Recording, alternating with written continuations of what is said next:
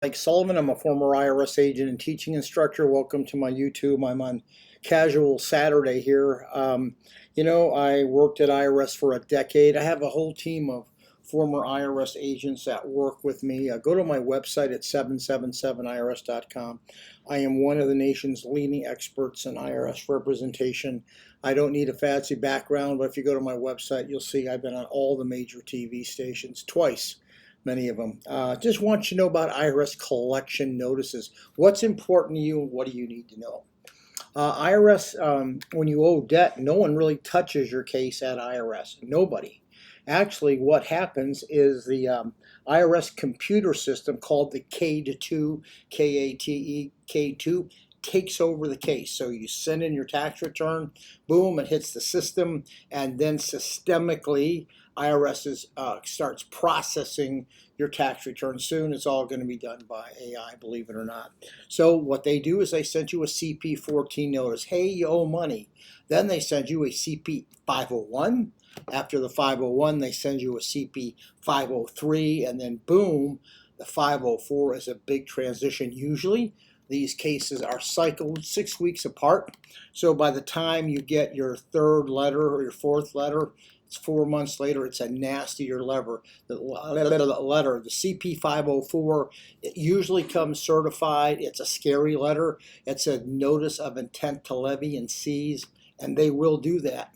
You at that point have to make a determination on what you want to do with your case. Hopefully you do it sooner. How IRS is going to determine what's going to happen to your case is very simple. They're going to take a financial statement. Usually these cases are billed out of the service center. Some service center will send you this certified mail. Make sure you open all your mail. God, as a former IRS agent, I would knock at the door and people would say, man, I was afraid to open my mail, and God, there's 2 3-year-old letters there. But anyway, once you get that 504, you don't respond. IRS is going to eventually send out a bank levy, take your bank account, take your wages, file a federal tax lien, and they can do a whole bunch of other things, but you don't really need that to happen.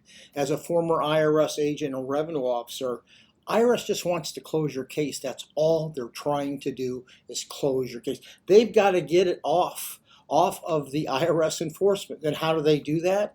They take a financial statement. They do this all across the United States. They take a financial statement, and your case will be closed by either a currently non-collectible, IRS taking a financial statement, they find out you can't pay the debt, so they put you in a currently non-collectible. They'll either then put you in a payment agreement, or you may be able to file an offer in compromise to settle your tax debt.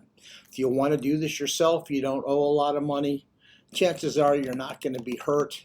The big damage comes when you owe a nice chunk of change and IRS takes a financial statement and you're not aware of the IRS national standard, and boom, they zap you with a pretty good sized payment agreement, and they will. Why?